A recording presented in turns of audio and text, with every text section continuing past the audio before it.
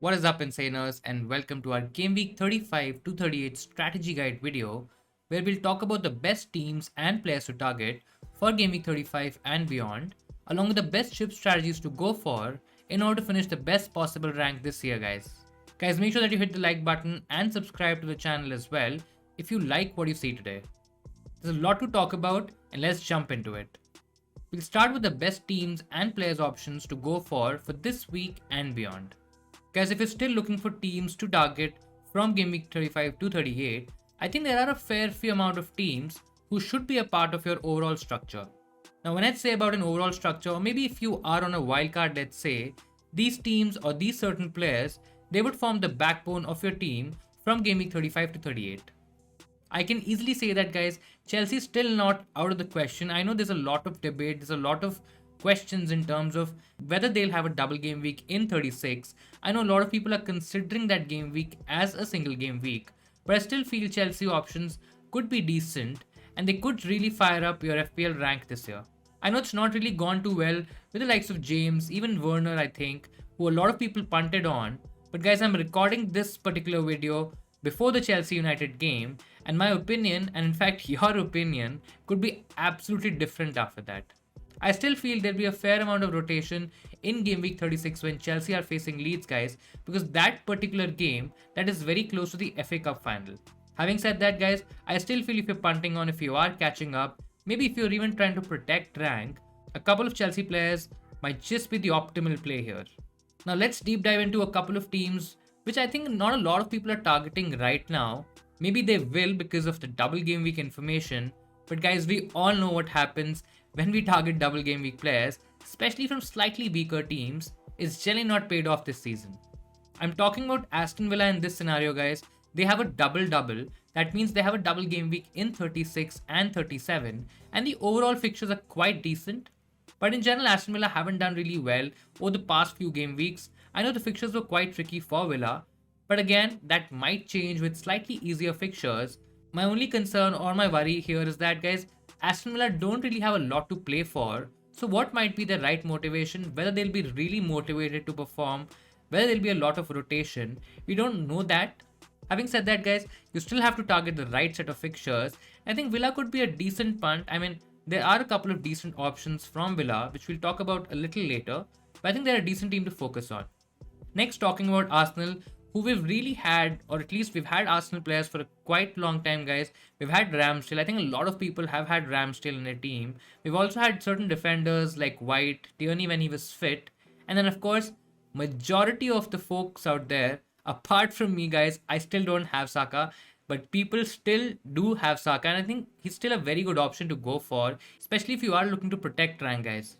Arsenal also has a double. I know it's a tricky double. I mean, Leeds is still a decent fixture to target. But in general, I think I still would have at least Saka in terms of the Arsenal attack. I still feel he's the best Arsenal attacker. If you are on a wild card, maybe it's Nketiah. I think you can still target Nketiah. But I think having one Arsenal player should still be okay. Now, coming to some other teams, guys. Coming to the big guns now. Liverpool, Man City, both the teams are fighting for that championship, guys. We are still in that fight. I don't think so there'll be a lot of rest in terms of the Premier League. I still feel Liverpool will try to go for it, give it their all. And in case if we have certain fixtures where both these teams, they score a couple of goals early on in the game, we might see certain players getting rotated. But I think that will be all, guys. I still feel most of the big guns are going to play for both the teams. Both teams have decent fixtures. You can easily target double ups, maybe even triple ups from both teams. And I think you should really focus and build your team around both Liverpool and Man City. Coming to Tottenham at last, guys, I know a lot of people, and there's a huge debate in terms of what to do with your Tottenham assets. And we in fact did an Instagram post as well, guys. So if you want a detailed information, a detailed account on that particular problem, you can also see the post on Instagram on our channel Insanely Football. But I still feel there is merit to at least own one of the Tottenham players if you already own them.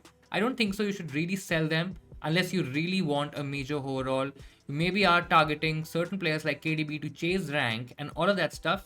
In that scenario, I think selling one of Kane or Son, maybe even both, makes sense. But in general, I'll still like to keep both because still they have decent fixtures. Yes, they have a tricky double in 36, But fixtures around that, before and after that, it's pretty decent, guys. And I still feel the Tottenham assets could give a lot of value.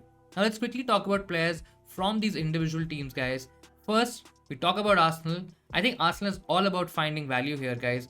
There are a lot of valuable options, cheaper options that you can target still in the Arsenal team. I think defensively they are struggling. Yes, the injuries to Partey and even to Tierney have really made them struggle in defense.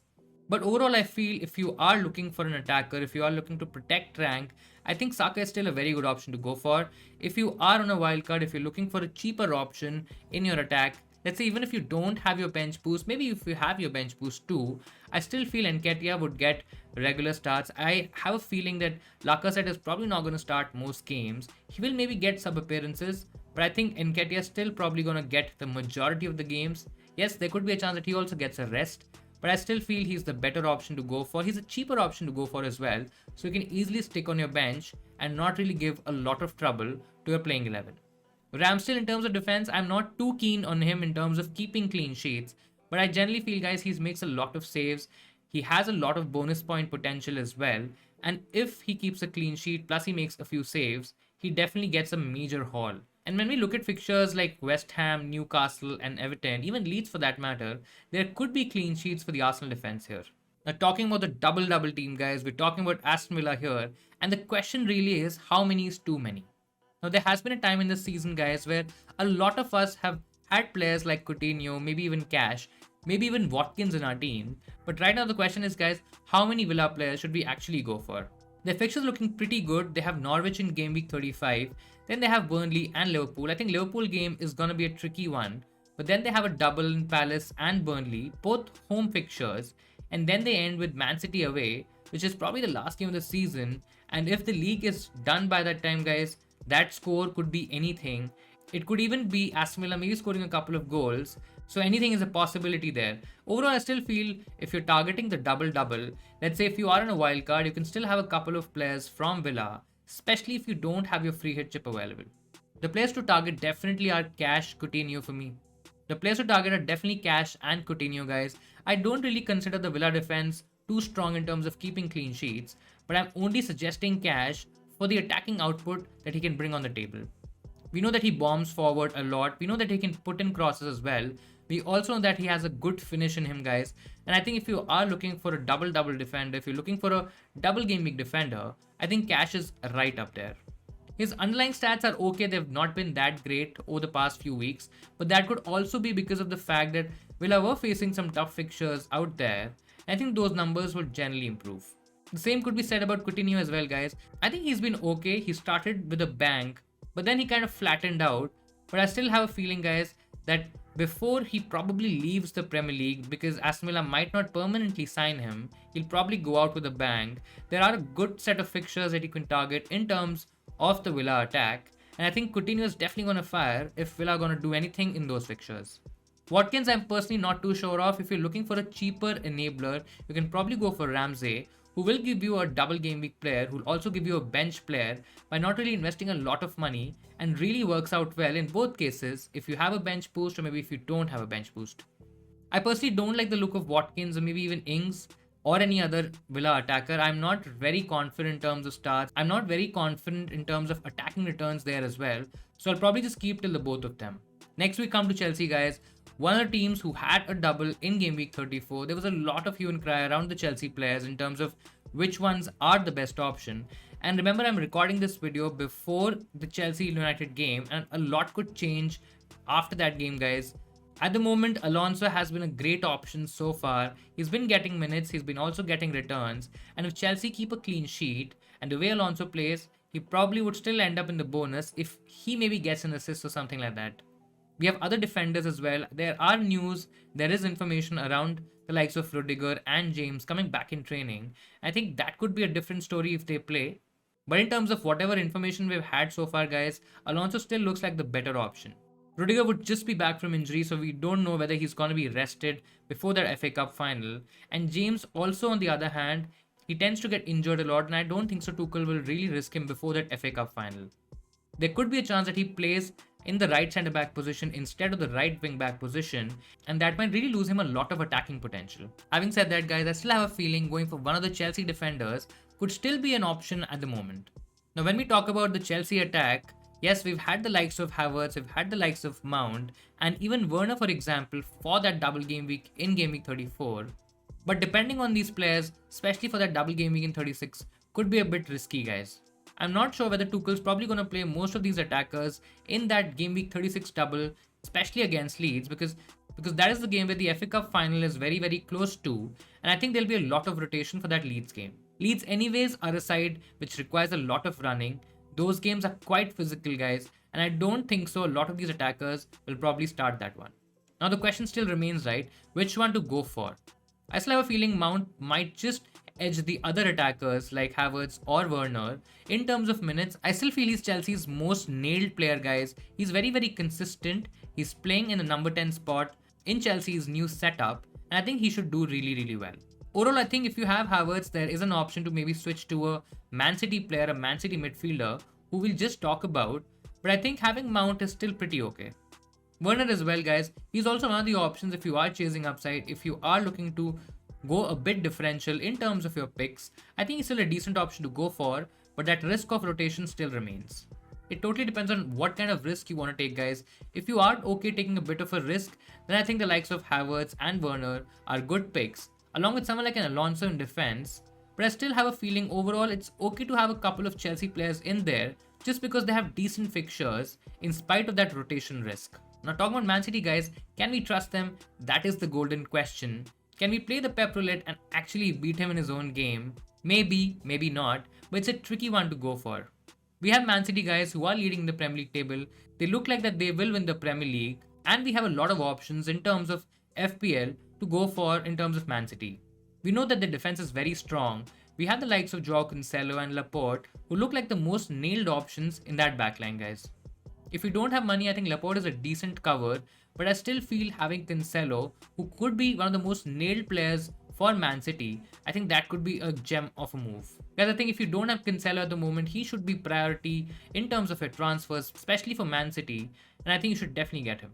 We know that he's great going forward. He can even get bonus points, attacking returns. He will be a part of that Man City backline as well, so he will definitely get those clean sheets, and I think he's FPL gem, guys. Coming to other picks in midfield and in attack, now there are a lot of options like Sterling, maybe even KDB, Mahrez, and Foden, but I think the likes of Sterling and KDB will slightly get more minutes than the likes of Mahrez and Foden.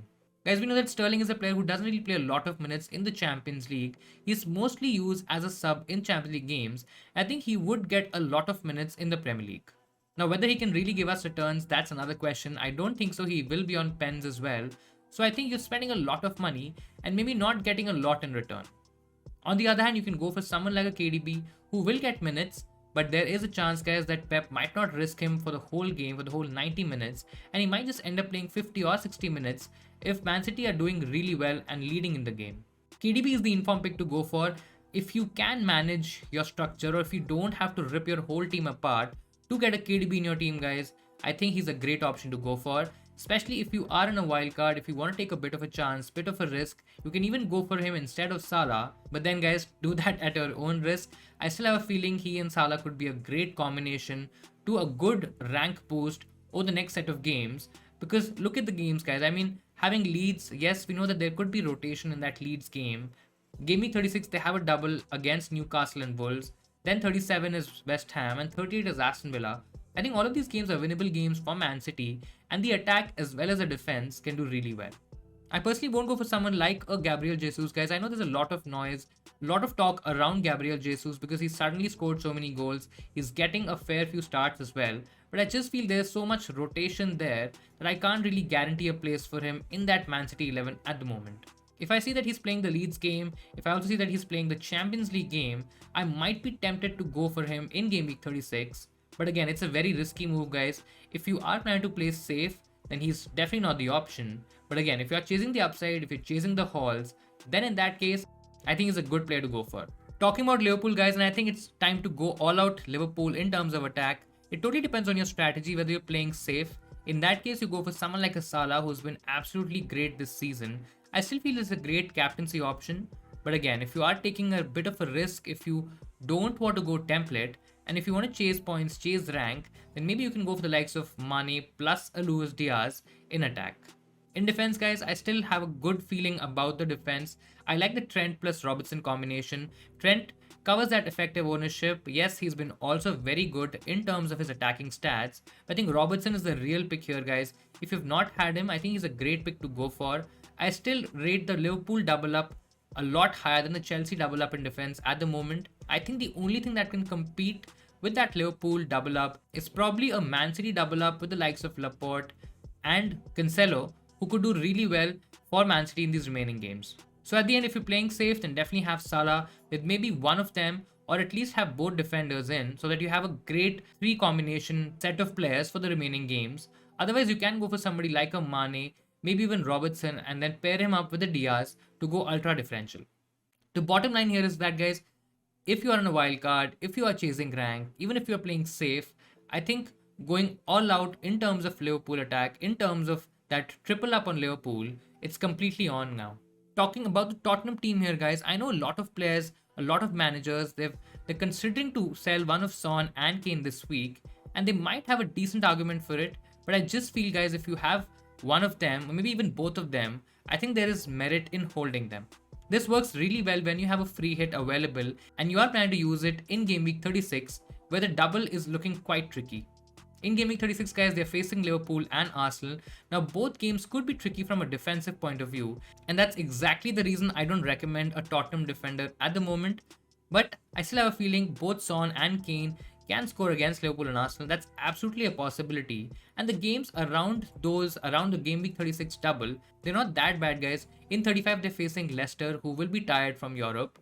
37 is Burnley, and then they end with Norwich, which could be anything, guys. So if you have one of them, maybe if you have a Son, maybe if you have a Kane, then you definitely hold them. If you have both, depending again on your strategy and your chips available, you can probably sell one of them at least, gain some money, get in some money, maybe get in a Man City midfielder if you want to go a bit differential, or maybe just upgrade to a premium defender in defense.